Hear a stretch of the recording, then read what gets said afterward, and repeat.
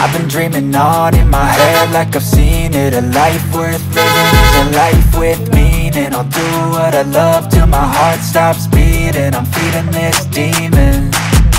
Got a taste, can't erase bitterness in my face. Work a job every day till your dreams fade away like a car. Yan na yung mga Max Motobot. Papakabitan natin ng MDL light saka yung yung busina. Si Kimco natin saka si CB. Yan, ito yung mga no. Ito parang narinig ko nga to. Ano ba, Seno yan tawag, no? Seno, no? Yan, binabaklas na yun sa Kimco. Dito kakabit natin yung M1 A yung plus, yung A, yung may A, yung 60 watts, no? Tapos PIA, ito yung core niya. PIA po yung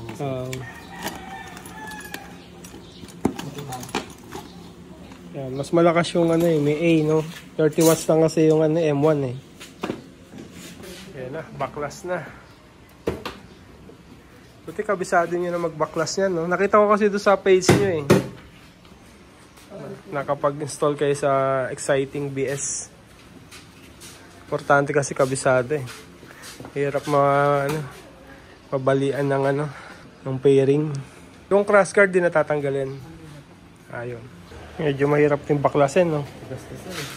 Pag bago kasi ganyan. Ayun, tanggal na. Ayun, tanggal na sa Kimco. Yung Kimco, so nililinyahan na ni Kuya. Direct sa battery yan, Kuya, no? Direct sa battery. So wala siyang splices. So hindi mabuboid yung warranty. Yun ang importante, walang splices sa existing wires niya eh. Got a taste, can't erase bitterness in my face. Work a job every day till your dreams fade away like a card, never change. Play the game that we say. I need a break. Done staying strong, need to move on to be what I want. I'll keep dreaming on. Done staying strong, need to move on to be what I want. I'll keep. Yan. So ito yung switch. Di na natin pinatago sa loob kasi normally kasi iba pinapatago dito sa loob. Ayan, pina-expose na lang natin para madaling pindutin. Ayan, dalawa siya. Ito yung on and off ng ng combo light. Ayan, so ito yung pinili natin kasi dito na lang sa labas expose kaysa dito kasi bubutasan pa raw dito sa loob eh. So magkakaroon pa tayo ng sira dun sa dito sa mismong plastic na to sa loob ng packet. So yan, at least walang damage sa motor natin. Diba? Accessible pa siya. Yan, bukod sa wiring, ilalagyan pa nila ng flexible hose. So para talagang malinis. Hindi kita yung wire.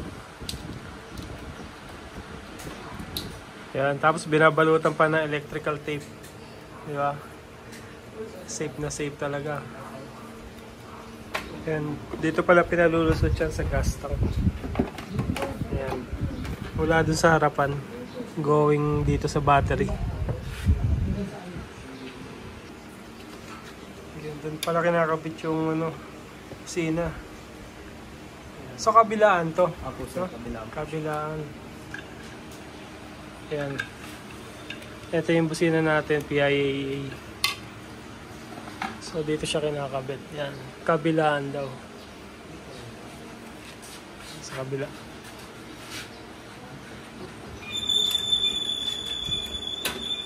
So yan, dito kinabit tong PIA horn. Yan siya. Kabilaan. Yan. Yan ang setup sa Exciting BS, no? Keep ko exciting. Yan, linis ng gawa nila. Meron talagang flexible hose ginagamitan.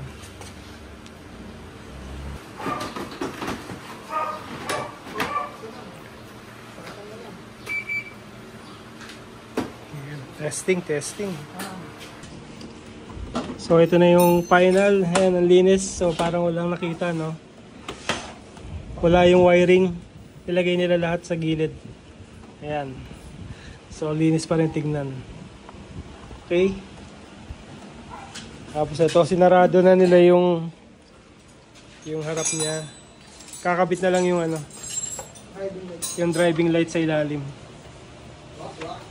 Yun na lang. Then tested na rin to. Tingnan natin mamaya.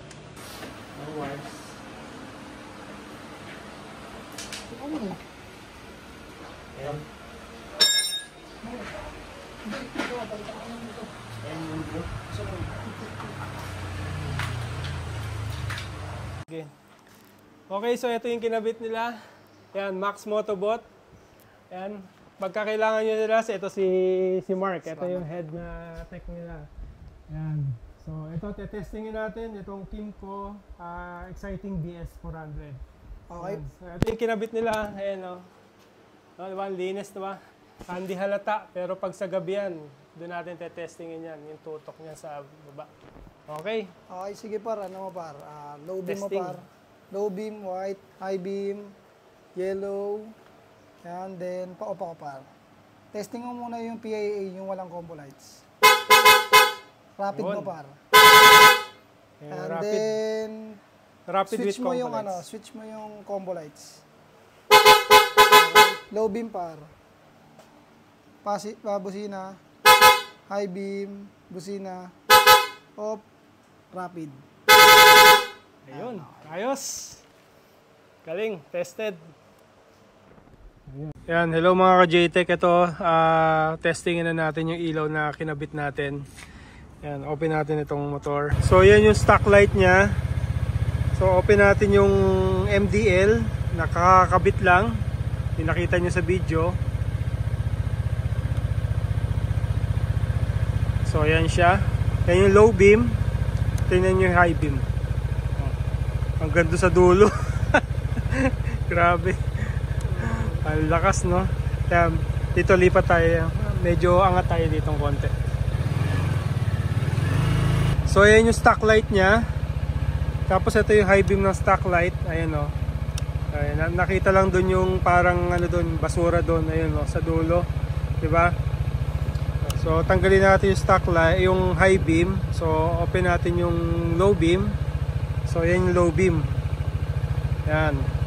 Para nagra-ride ka, may kasalubong, di ka masilaw, pero ito yung high beam nya. Yan, no. So ang ganda sa dulo, diba? Yan, no.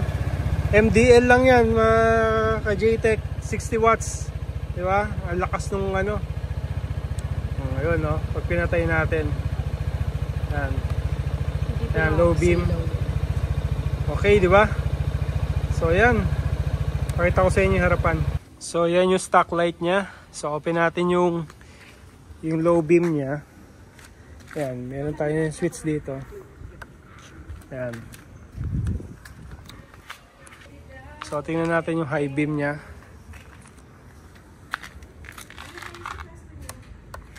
Yan. Yellow talaga siya, nakakasilaw, no? Oh. Medyo dito nakakasilaw din kasi maliit lang siya, maliit lang yung bulb niya. Yan, bilog lang. Hindi ka mukha ng iba ng mga pang-adventure, ang lalaking ganyan. Yan, ito maliit lang. So, syempre sa malayuan, nakakasilaw din kasi ang layo ng naabot niya. Ayun, oh. Kita niyo yung van na yun. Kitang-kita, oh. Ang ganda sa pinakadulong van na yun. Diba? Sobrang liwanag. So yan siya. Okay. So napakita ko na sa inyo at night. Okay. So ready na to for night ride. Itatry natin yan one time.